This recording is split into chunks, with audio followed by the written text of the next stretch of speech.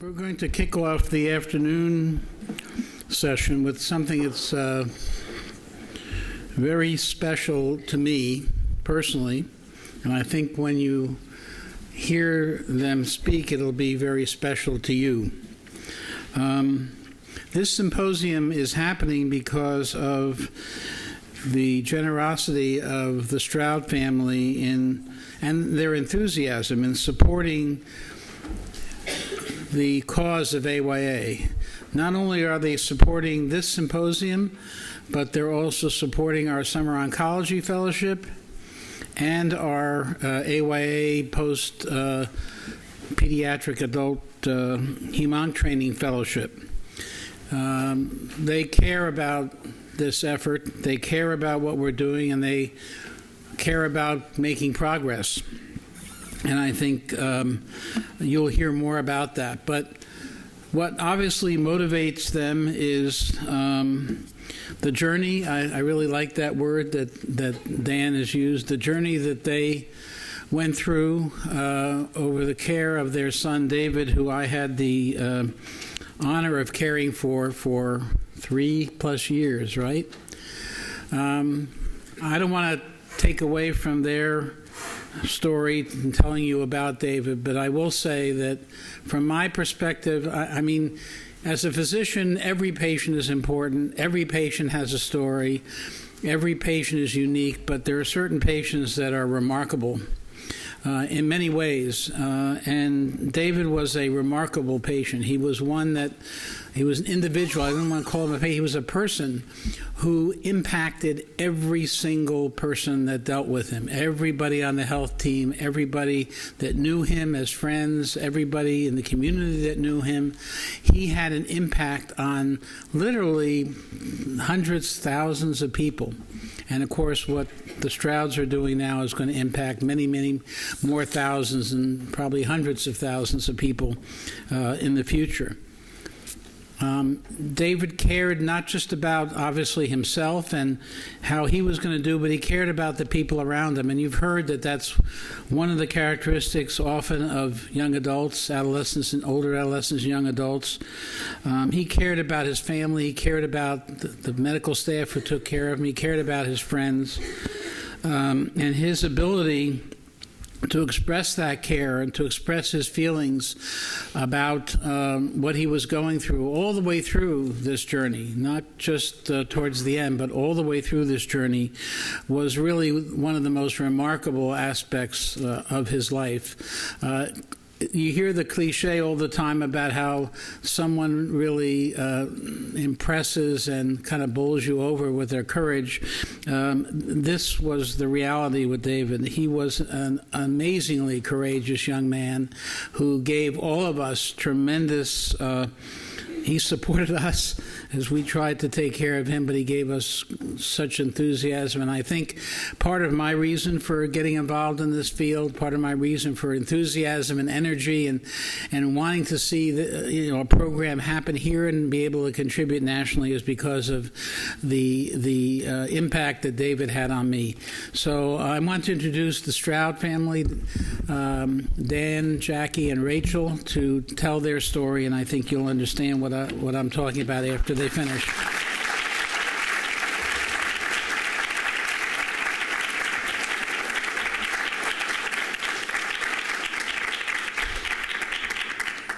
Thank you, Dr. Siegel. First of all, the three of us, really want to welcome you here, and we just really appreciate that you're here and you care about this field and these patients. So we thank you very much. We're going to take 20 minutes and tell you a little bit about David and our journey with cancer. And the thing I want you to know is that we love to talk about David, and it continues to be healing to our hearts even today.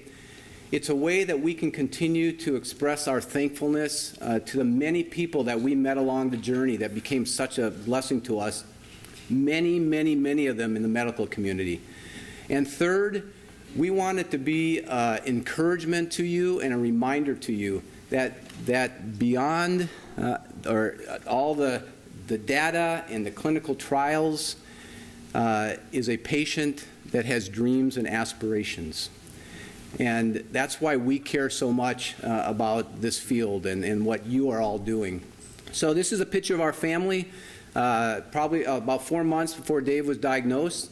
We're sitting in our favorite place where we sat every Christmas on Main Street in Disneyland. And one of the last pictures that we kind of have all together before David got sick. And life for our family changed forever in April of 2008 when David was diagnosed with Hodgkin's lymphoma, stage 4, type B, bulky disease, all of which were bad. And the journey started out looking like this. It started out with fatigue and colds and multiple visits to Dave's lifelong pediatrician.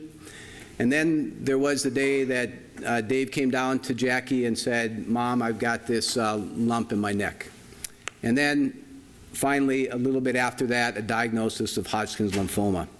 And then there was our frantic search.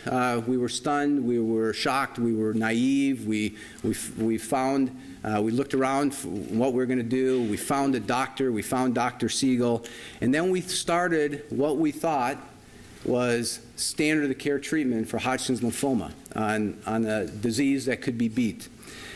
And after 5 of 6 rounds of chemo, and things were going really, really well. We had just come off the first kind of midterm PET scan, and things looked pretty good. After 5 of 6 rounds of chemo, we rushed Dave to the emergency room at Children's Hospital with a severe stomach cramp. Shortly after being at the emergency room, frantically, he was rushed to the PICU at Children's Hospital, neutropenic and in septic shock. And that absolutely changed the course of Dave's treatment. It included a perforated colon and an ileostomy. Dave spent the next 4 months in the hospital, most of them in the PICU, 30 days fighting for his life, the next 3 months trying to get well enough to get back home again. And we did get back home again. And that was August, and we got home before Christmas, but it wasn't long after that Dave had his first relapse, and then his first bone marrow transplant. And then about a year after that, his second relapse and another bone marrow transplant. And that bone marrow transplant caused a lot of life-altering issues. Tracheostomy, more of his gut being removed. In all, David's journey was 3.5 years. He spent over 480 nights at Children's Hospital. And from the day that he was diagnosed, I, as his dad, and pretty naive, I knew it was serious stuff, but I kind of treated it in my sports way as, this is a game we can beat. This is an opponent that we're going to take on. And it wasn't long into it that I realized that it was much bigger than that. It was a fight to live and a fight for life. And for David, it was a fight to get through the next chemo, the next surgery, the next bone marrow transplant. It was a fight to recover. It was a constant fight to try to get back home. It was a fight for normalcy. It was a fight to keep his friends, and it was a fight to make new friends. And on August 4, 2011, we met with Dave's team of doctors, and he was told, "Dave, there's no amount of fighting that you can do anymore. Your liver has entered a decompensated state, and it's going to take your life." And he was told that he had days, weeks, maybe a month. And after the doctors left, we did what some of you have done or any of you would have done. As a family, we sat there and cried together. We talked about heaven. We talked about life, what life would be like when we were no longer together. And then David, a couple hours into it, said to us, and this really is all about who David was. David said to us, "Guys, we can cry and be sad today, but tomorrow we got to go back to being happy because I'm not going to spend the rest of my life sad." And that's exactly what he did. David loved life, and he loved the people in his life. This is a picture of us 4 days before Dave died. Dave had a lot of things he needed to do in his last 15 days. One of them was he worked with Make-A-Wish and the medical staff to take Jackie and Rachel and I out to dinner. A restaurant with a menu that he had picked, presents for us, and it was a big job to get him out to dinner. And we just had a tremendous time. It's a memory of our life, having our son take us out to dinner. And we put together a video for you. We want you to see Dave and to meet Dave.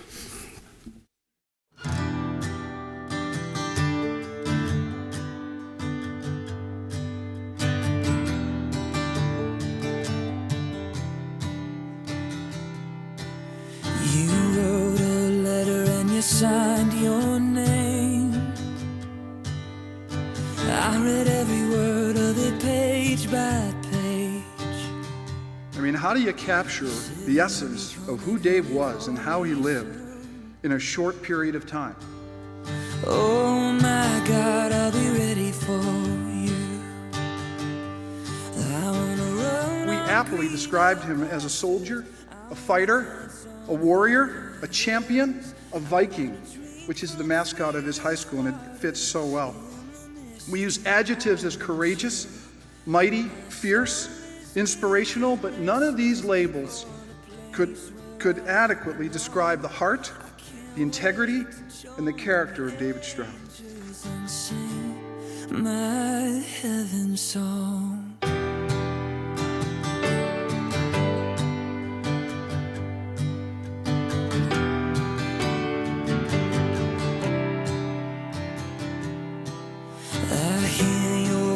And I catch my breath.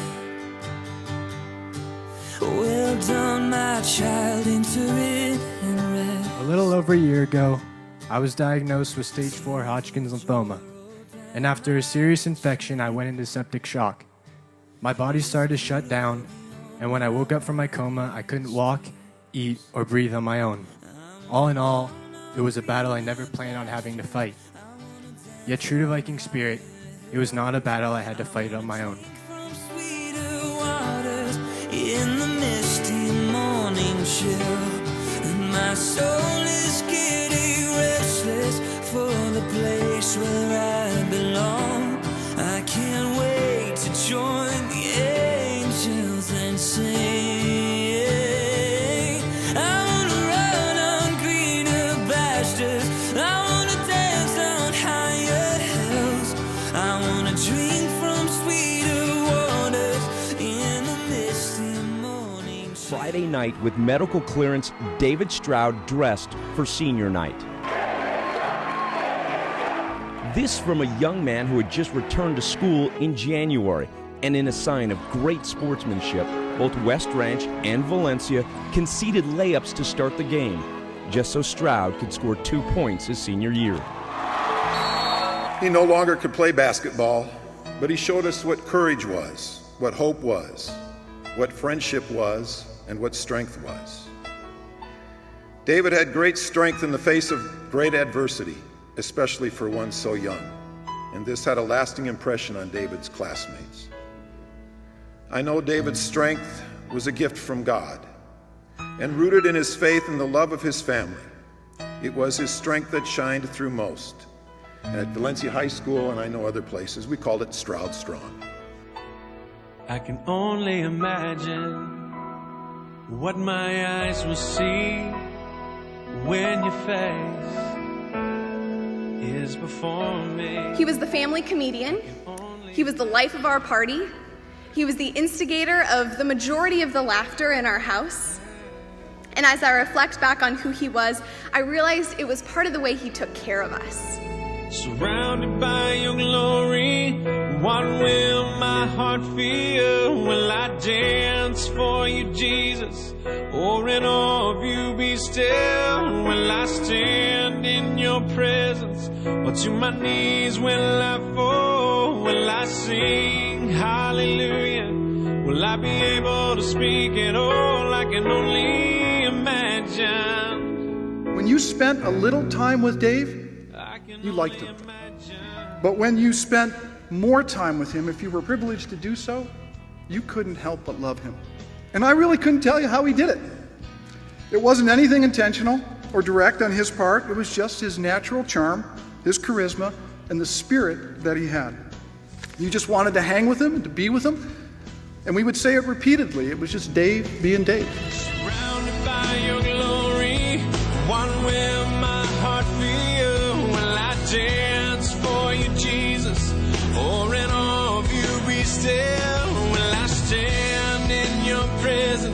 Or to my knees will I fall? Will I sing hallelujah? Will I be able to speak at all? I can only imagine. Yeah, I can only imagine.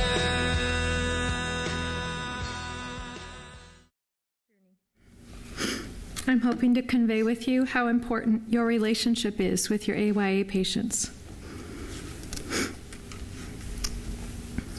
How does any person, especially an adolescent, find the courage to take on this great threat of cancer? How do they pack their bags before going to the hospital to undergo a bone marrow transplant? Or, as in Dave's case, 2. How do they take another step toward chemo? To get into the car and to step into the hospital, to hold out their arm or open their mouths and let the poison go in. As an AYA patient, they're old enough to know the risks and the value of all they could lose.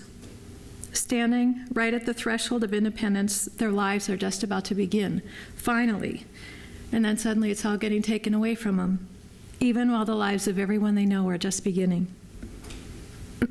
Dave fit the definition of AYA in so many ways. At his 15th birthday, he was happy. Life was good, and he loved everything about it. He had more energy than anyone I've ever known. He was 16 when he was diagnosed. He had a 17th birthday in ICU on a ventilator, trying to recover from septic shock and the perforated colon with no immune system. His 18th birthday was at home with friends. For his 19th birthday, he was on a ventilator again, dealing with complications from his second bone marrow transplant. And he died 2 weeks before his 20th birthday. These are prime AYA years. These are the years Dave wanted to be going to school. He loved everything about school. He dreamed of going to college and living on his own. He loved hanging out with friends. He loved girls.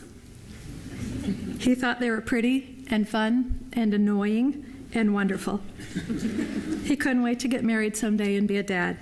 He loved dances and celebrations, getting new clothes at the beginning of the school year, carving pumpkins at Halloween, and shopping for Christmas presents. Dave was one of those people who had a commanding presence. He knew who he was. Whether it was a game or a party or just hanging out, coaches and parents alike would tell me they always felt like everything was going to be okay when Dave was there. He was also captain of his varsity basketball team. At 6'5", he was a great basketball player, fun to watch. Somehow he managed to dance between that competitive edge and just having fun. But after the game, win or lose, he just wanted to eat pizza and drink root beer and laugh with his friends and family. After he got sick, he still liked to hang out with his family and his friends. And he still danced between doing everything he could to win and accepting loss. Nothing in him was made to lose. He felt his body suffering and witnessed its almost incomprehensible loss, and yet he never equated who he was with what was happening to his body. Dave's love for fun and laughter would often catch me completely off guard. Spending so much time at the hospital led us to feel more like family than a patient, and Dave usually had young, pretty nurses. Even on the day we were told he was going to die, his randomness and humor were still very much alive. That night, I was doing something across the room, my back was to him, and I hear him tell one of his beautiful nurses that it was every man's dream and now on his bucket list to have a beautiful lady in a bikini fan him with palm fronds and feed him grapes. He told her he was holding auditions and now would be a good time for her to try out if she wanted to. I wish you could have known Dave. You would have liked him. You couldn't help but want to be with him. His strength and courage were beyond what I could have ever imagined. The suffering he went through was so severe there were many times he was asked if he was done yet, if he wanted to quit. He always said no. He never backed down. He never gave up. I would never consider Dave typical, nor would anybody who knew him. However, his needs were typical AYA needs. He loved his friends, and he loved being with them. And as his condition worsened and got more complicated, it became harder and harder for them to stay connected. No adolescent wants to deal with hospitals, lack of privacy, medical terminology, chemo, and all that goes with it, but especially not healthy adolescents. They want to go to school events, hang out on weekends, go to amusement parks and movie theaters, water parks and bowling alleys, all places that a teenager who is going through chemo has no immune system and can't go. For a guy who loved hanging out with his friends, he had to figure out a different way. We chose to love the people at the hospital, where we spent all our time, and they loved us back. One of his respiratory therapists would text with Dave even while he was under the influence of Versed and fentanyl. His favorite guy nurse would draw targets on his isolation gown so Dave could shoot Nerf darts at him while he was intubated. And a very special night nurse would hold his hand after another nightmare until he fell asleep. Some of you may not feel like building relationships is your greatest strength. I want you to know how much your relationship means to these young adolescents, because they don't want to be isolated or seen as different or spend their most miserable days without connection. They want people who will see them and not their disease. You and your relationship with them may be the only thing that gives them the courage they need to leave their school and their friends, their bedroom and their car. You may hold the keys they need to take on the courage to hold out their arm or open their mouths again and give treatment another chance. Thanks.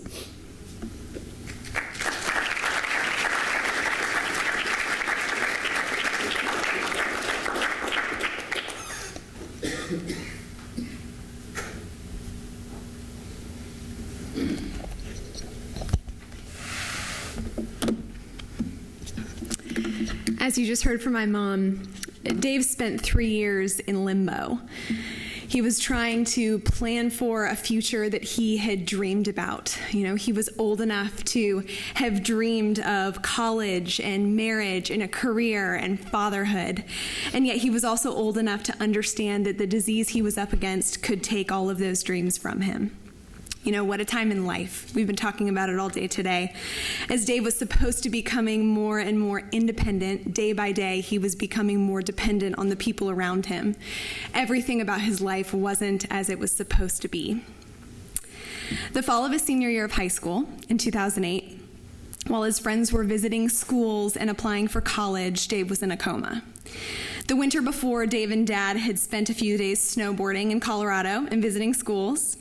And ever since then, Dave's heart had been set on leaving LA and hitting the classrooms and slopes of Colorado for college one day.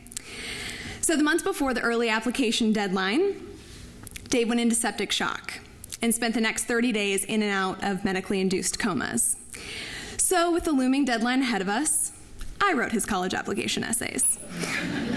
If anyone here is connected to the University of Colorado Boulder Admissions Department or Denver University, I personally apologize. Dave eventually woke up before they needed to be sent and agreed with everything that was in them.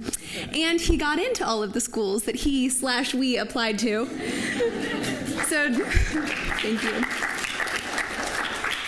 Dad and I thought we should start a business after our 100% success rate. Dave spent the first half of his senior year in a hospital bed on the old 4th floor of CHLA. This was the first of what would become frequent multi-month hospital stays over the 3 years that Dave fought the disease. Thankfully, Dave was a smart kid and had already finished the majority of classes he would need to graduate high school, except the 2 classes that exclusively seniors take. The first one was economics, and he had to complete it in the fall. So after some quick calls, approvals for unusual schooling, and an awesome academic counselor, Dad became Dave's teacher. On Saturday mornings, Dad brought an easel into Dave's hospital room. Dad studied the modules and drew charts and administered tests. Very few of you have yet had the privilege to know my dad well, but if you did, you would know that he does not half do anything. So Dave got an A- in economics that year. One of the hardest parts for me personally was that I was living the dream that Dave was laying in a bed hoping to have. I was in college. I had moved away from home. I was gaining independence. I had great friends. I was pursuing an education and a career. Dave would have loved nothing more than to be doing this. The juxtaposition of living everything that was being taken away from him was both alarming and painstaking for me. It illuminated all that he didn't have and made me feel guilty with carrying on with normalcy. Ultimately, Dave never got to live his earthly dreams. We spent 16 precious days with him in between when he knew his life would be ending soon and when it actually ended. At that point, we knew in our hearts that Dave's death was the greatest form of healing he'd experience on this earth. And while we'll mourn that loss for the rest of our lives, we can rest today knowing that Dave is free and healed from all suffering and pain. As someone who watched it all happen, I can tell you that Dave died well, with integrity and courage and a twinkle in his eye. Our task was to keep on living. After being exposed to all I was as I watched Dave live out his story, I was forced to ask myself the question, how would I live differently because of what I'd seen? What would I do differently or choose differently, pursue differently because of my story with Dave? You and I both know that David's story of suffering at such a formative time in life is unfortunately not unique. Thousands of adolescents and young adults every year battle cancer. They're forced to wade through both the innocence and resilience that their age affords them, but simultaneously asked to bear a weight that their younger counterparts don't have to. They're confronting this at such a formative time in their life, and therefore this is a part of what's forming them. So how do we support them into walking into a future after this? I'm going to ask you to consider the same. What will you do differently because of what you've seen? What will you choose or pursue or try or explore differently because of what you know of this population of little adults on the brink of the rest of their lives, having to face something that no one ever should, but so many do? What will you do to impact them? The first thing we chose to do was to support the AYA Oncology Summer Fellows Program. Michael and Laura and Matt and Bijan and Chelsea, the post-grad AYA fellow. We loved the idea of supporting young people full of life and potential like we wished for Dave. We wanted to contribute to building up the next generation of medical professionals and exposing them early to this specific population and cultivating in them a desire to impact improvement in this field. The second thing we chose to do was to bring you together. Because while we know Dave's story, and as much as the family of a patient can, we don't know what you know. We don't have the knowledge or the schooling or the credibility to stand in the face of this need and be able to practically change the outcomes, the landscape, the treatment, or the needs of AYA patients. But you do. So we partnered with Children's Hospital and USC and Dr. Siegel and dreamed of getting you together at tables, like you just were at lunch, to have conversations, to share what you've seen, to make contacts and to make plans, and to dream about a world where we all did this better, and to share what you're experts at, because you are the expert of your own story. If we could ask anything in you of light of this, in light of what we've walked through, it would be this. Keep fighting to give kids like Dave better outcomes. Keep fighting to give them a shot at life, to give them a reason to reach for those dreams, and to create a structure within treatment that helps meet them where they are. How do we support them medically and socially? How do we speak differently to them? How is medicine different in their bodies? I don't know these answers, but so many of you have talked about them today. I was just a sister who intimately saw the problem. So what do you have and what do you know? What have you seen that could impact or help or heal different parts of the journey that kids like Dave walk through? We are beyond thankful that you're here today. We hope that this has been encouraging and thought-provoking and enlightening. So thank you for your time.